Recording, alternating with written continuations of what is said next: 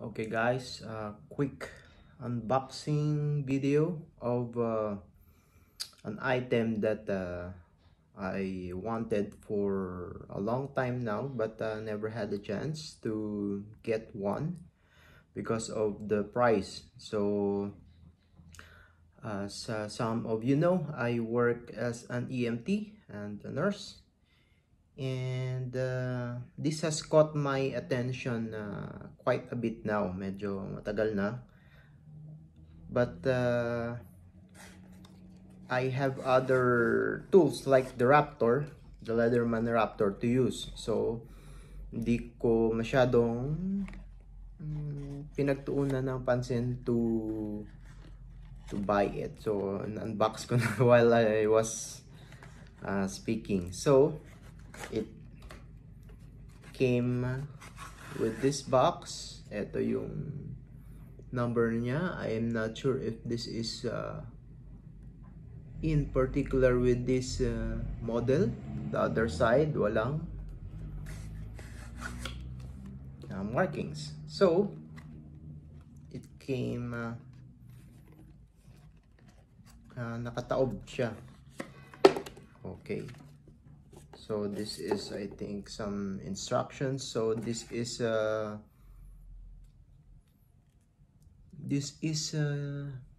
specific to the rescue tools. Some tools hindi siya generic yung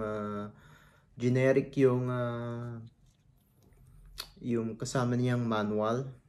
I'm not sure if this is the warranty as well. I do have other Victorinox, but that is the Swiss tool. So it came with this nice red pouch. So kitang-kita talaga, hindi mo siya basta mawawala, or hindi mo siya basta mawawaglit. Kung nakapatong lang siya sa mesa, you can right away see it, the rescue red and the neon green or yellow. So for the first, maybe this is the second or third time na nahawakan ko na din sa stores. So this is it. This is ordered from distributor dito sa country, because as I know, as most of us know, that there are a lot of fakes or counterfeit na halos gayang-gaya or katulad ng yung kopya nila ng Victorinox tools. And if you don't know how to spot it, or medyo baguhan sa Victorinox yung titingin, which I am one of, hindi mo mapapansin and you are using fake. And with this kind of tools, it is very dangerous to use fakes kasi it might lock or close on your hand, mahiwa ka during the emergency. And so according to most, my markings sa blade, which this one doesn't have. I'm not sure if where the marking. Oh, okay, so it's in the blade spine. So yung other tools, it's here sa base. So this is the main blade actually.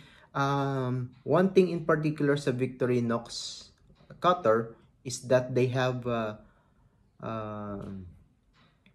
the serrated portion dito sa dulo. The others, the serrated portion is dito sa base. So my Swiss tool knife with the plier, ganun din yung pagkakagawa. So eto, may blunt tip. Hindi mo siya accidentally mapopok yung pasyente mo to add injury to them. So I'm not sure if this is locking. So yung lock niya is dito sa base. So you put it sideways, so there is no way that this will lock under normal usage. close, I mean, under normal usage.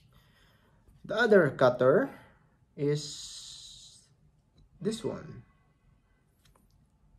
So yan, so this is usually good for yung mga the same seatbelt cutter, but I remember one video na yung nagre-rescue ng whales or dolphins. They have to cut through the net with the blade like this, and so if the blade is pointed or hindi siya blunt, sigurado na sugat na yung nire-rescue nila na marine life.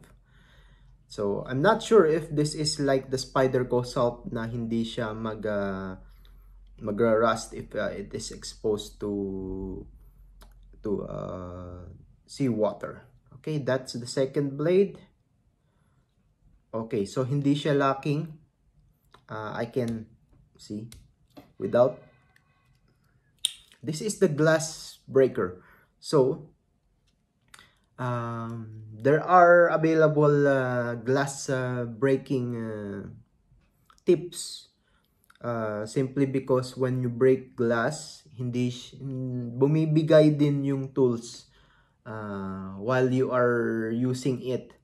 Hindi siya shockproof na kahit anong gawin mo hindi masisira. No, your tools versus the glass, especially sa mga trucks na sobrang kapal, parang fiberglass. Alam nyo yung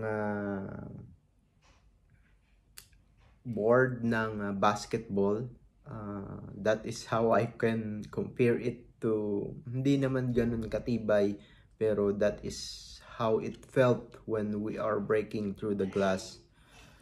So normal screw, Phillips screw. And I think, yeah, may isa pa. So this is important din. This is the saw. Once you penetrated the glass, you can saw it. At mapapansin nyo, the saw is slanted towards the rescuer. Because yung pulling niya, yun yung may puwersa ka, and hindi maglalak yung blade towards you. So, ang sistema is lalagariin yung fiberglass ng or yung salamin ng windshield ng sasakyan. So, this is this non-locking din. And the flathead. So I would have wanted a oxygen opener. There is an owl here for puncturing. I think that's it, but yeah, I did not see any glass opener or oxygen opener, sorry, with this one. And this one does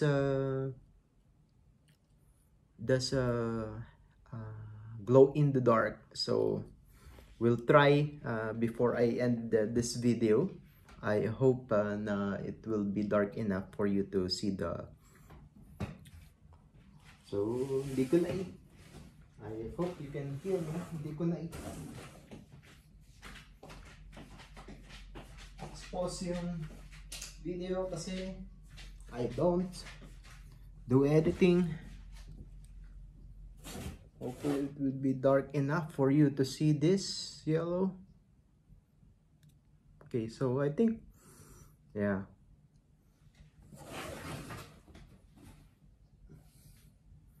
Yeah, I think it's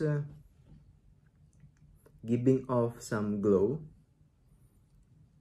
It's definitely yellowish, so I really like this. Hindi mo din siya basta or madadrop mo, but you can easily see it even if it's dark. Okay, so that's it guys. I would end up this video. That is the Victorinox rescue tool. If you like the video, please like and subscribe for future videos to get notified. I would end up this video na madilim, so hindi na ako kailangan tumayo. So thank you guys for watching. Have a good one.